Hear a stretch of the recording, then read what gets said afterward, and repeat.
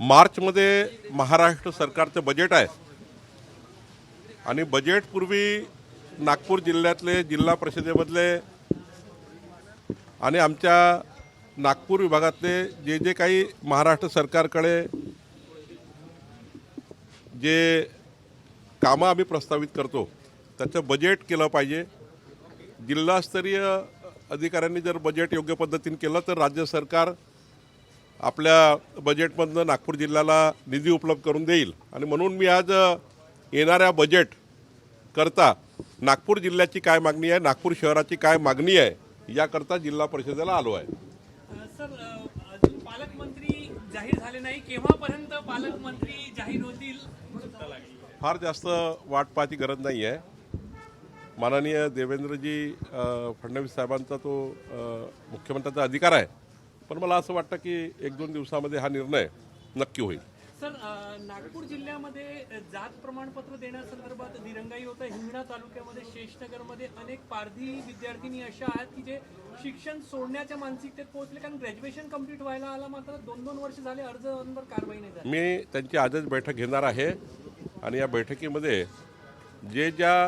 ज्या अधिकाऱ्यांनी पारधी समाजावर जाणीवपूर्वक कास्ट सर्टिफिकेट देण्याकरता अन्याय केला असेल त्यावर निश्चित कारवाई मी करणार आहे। तर दिरंगाई केली असेल काही अधिकारी? कारवाई करणार आहे। सर, तत्कालीन कृषी मंत्री धनंजय मुंडे यांच्या कार्यकाळामध्ये कृषी विभागातले काही धोरण बदलवले आणि त्यावर आता हायकोर्टानं सरकारला जबाब देखील विचारले नाही। उच्च न्यायालयामध्ये जेव्हा एखादी कुठली केस होते किंवा पिटिशन होते तेव्हा उच्च न्यायालय सरकारला जे काही बाबी विचारतात सरकार योग्य वेळी त्याचे योग्य उत्तर देत असतं। मला वाटतं की सरकार या ठिकाणी जे काही धोरण बदललं असेल किंवा जे काही काळाची गरज असेल सरकार त्याचं उत्तर देईल। सर, ये बताएं कि कल भारतीय जनता पार्टी और संघ की एक महत्वपूर्ण बैठक होने वाली है, मंत्रियों की किन विषयों पे होगी और संघ के तरफ से कौन रहेगा और सरकार की तरफ से क्या मुख्यमंत्री के साथ साथ कौन रहेगा? हमारे विचार परिवार के सारे अधिकारी होते हैं जो हम लोग जो सरकार में चुन के आने के बाद हमारा दायित्व होता है कि आदिवासी विभागों में, सामाजिक न्याय के विभागों में, शैक्षणिक विभागों में ये सारे विषयों पर सरकार का जो भी प्रश्न है समाज के वो प्रश्नों को लेकर एक चर्चा होती रहती है। हर 3-4 महीने में एक बार ऐसी चर्चा होती है। तो ऐसे ही एक हमारे सारे मंत्रियों का परिचय होगा, हमारे सारे मंत्रियों के विभाग में क्या क्या जनता के लिए कर सकते हैं, समाज के लिए कर सकते हैं, आखिरी आदमी के लिए कर सकते हैं, या अभी भी सरकार पहुंची नहीं वहाँ सरकार कैसी पहुंचाई जाए, इसके लिए भी एक निश्चित कार्यक्रम बनता है। तो मुझे लगता है ये बहुत मार्गदर्शनपूर्ण बैठक होती है। इसमें जो मार्गदर्शन मिलता है ये समाज के लिए और राष्ट्र के लिए हितकारक होता है। सर, विपक्ष कह रहा है कल एक दृष्टीने फार महत्त्वाची ही बैठक समन्वय बैठक मानण्यात येते आहे, कारण की अशा बैठकी विधानसभेत पूर्वी झालेल्या होत्या सगळ्या। महानगरपालिकेच्या स्थानिक स्वराज्य संस्थेच्या निवडणुकीची उद्याच्या बैठकीचा काहीच संबंध नाही आहे।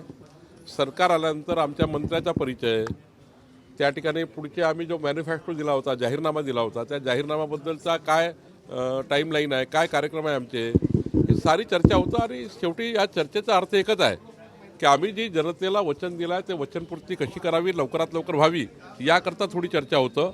काही आदिवासी भागातले प्रश्न आहेत, सामाजिक न्यायाचे प्रश्न आहेत, याच्यावर चर्चा होतं। मला वाटतं ही बैठक समाजाकरता आहे, आपल्या महाराष्ट्राला विकसित महाराष्ट्र करण्याच्या दृष्टीने महत्त्वाची आहे। सर, एक सैफ अली पे जो हमला हुआ है, विपक्ष का ऐसा कहना है कि मुंबई सुरक्षित नहीं है, यहाँ तक कि जो सेलिब्रिटी है वो भी सुरक्षित नहीं है। दूसरा सुद्धा एक हल्ला प्रकारे झाला है। देखिए, कोई घटना को हम लोग जो होती है उसको सीरियसली करते हैं।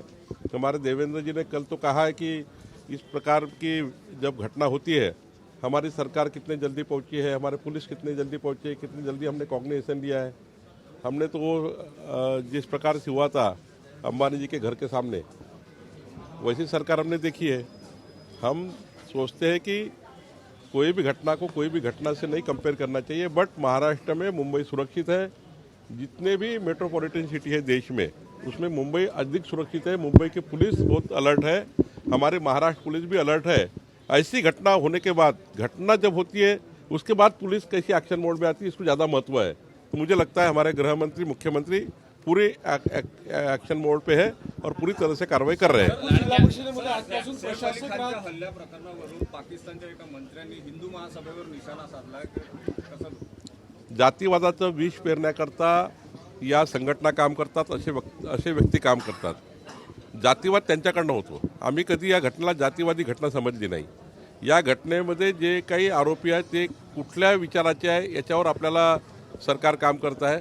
कुठल्या उद्देशाने गेले आहे, कुठलं उद्दिष्ट होतं हे येईल ना समोर.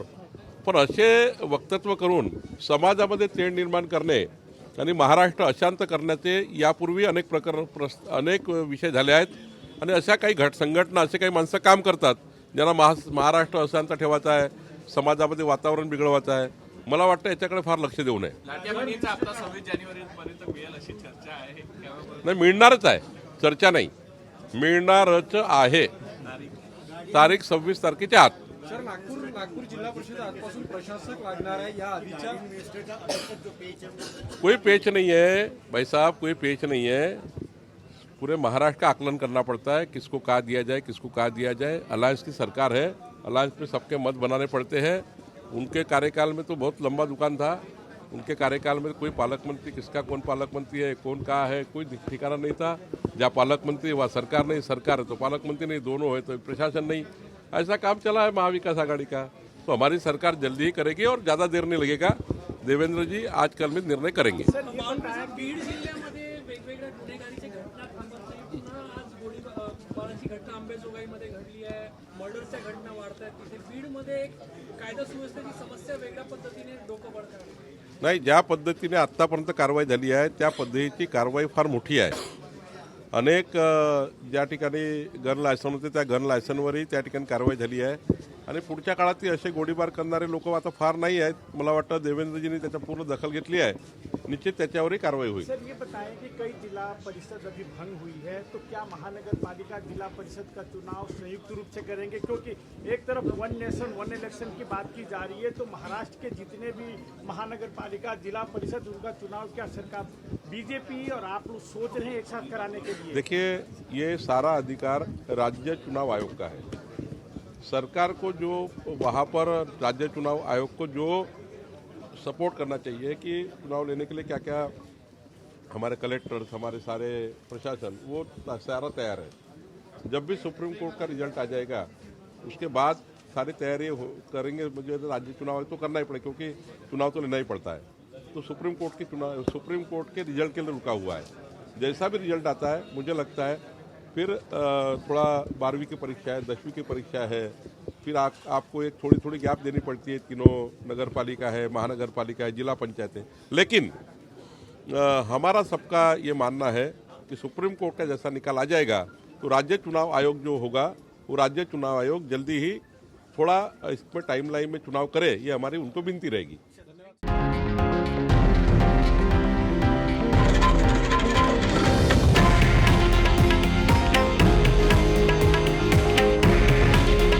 हे आहे देशातील नंबर 1 न्यूज नेटवर्क आणि आपण पाहत आहात TV9 मराठी. काळजी तुमची, हित महाराष्ट्राचं.